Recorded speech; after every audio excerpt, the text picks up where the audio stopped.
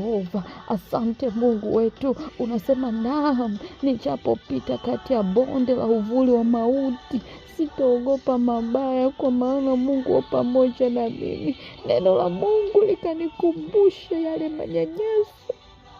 Neno la Mungu likanikumbusha kule kusengenywa kwa marafiki, kwa ndugu, kwa watu ambao nimewazoea ofisini, kwenye biashara, kwa marafiki zangu. Hayo yote yalikuwa ni bonde la mauti.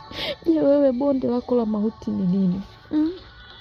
Bonde lako la mauti ni nini, mtumishi wa Mungu? Je, ni mahali ulipo unapoishi sasa ni bonde lako la mauti?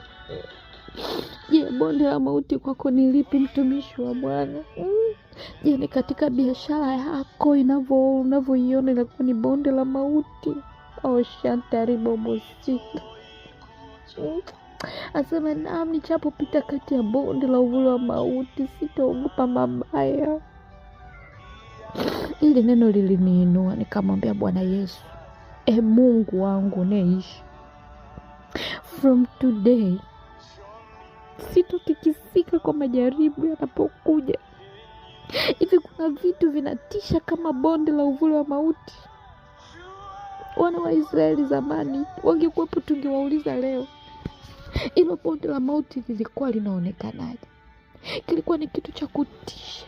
Nikamwambia Mungu, kama wewe ni baba yangu, uliwapitisha kote kati ya bonde la uvuli wa mauti, na mimi natamka leo, bonde langu la uvuli wa mauti, kama ni katika ni biashara yangu kwamba inayumba, kama ni maneno ya watu kwangu limekuwa bonde la uvuli wa mauti, kama ni umasikini kwangu limekuwa bonde la uvuli wa mauti, kama ni kukosa amani, kama ni mume au kama ni mke amekuwa bonde la uvuli wa mauti, kuanzia leo nina declare katika jina la Yesu, sitoogopa.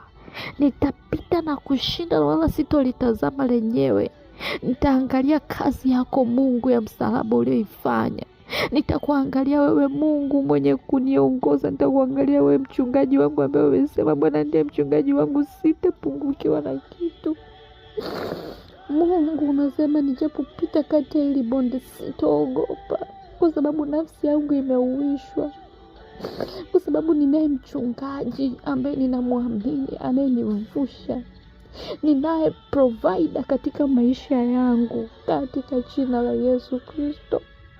Sitoogopa. Yawe ni maneno ya watu, ziwe ni chuki za watu katika eneo langu la kazi, sitoogopa. Declare it katika maisha yako. Declare Mungu akafanye na wewe kwako. Mungu alinivusha Shantaribo,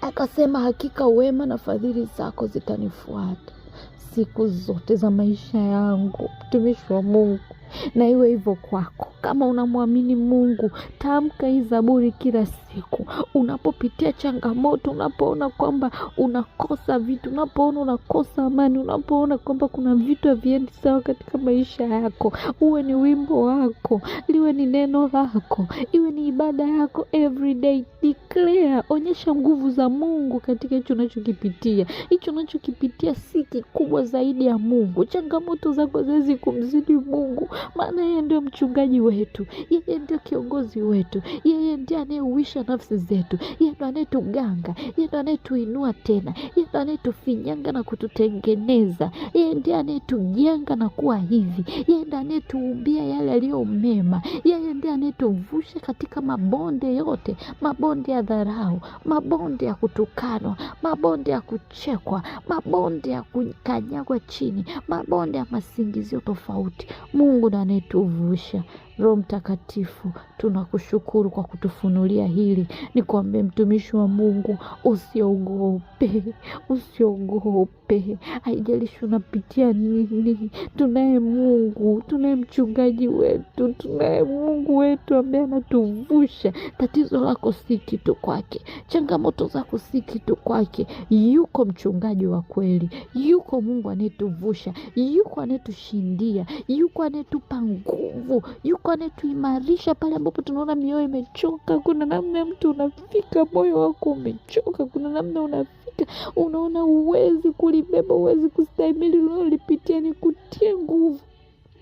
Yuko mchungaji wetu. ambaye ni Mungu atakuvusha. Endelea kumwamini, usikate tamaa, usigeukie njia nyingine, usibadilishe uelekeo. Vingawa vitachelewa au vitakawia, lakini atatenda.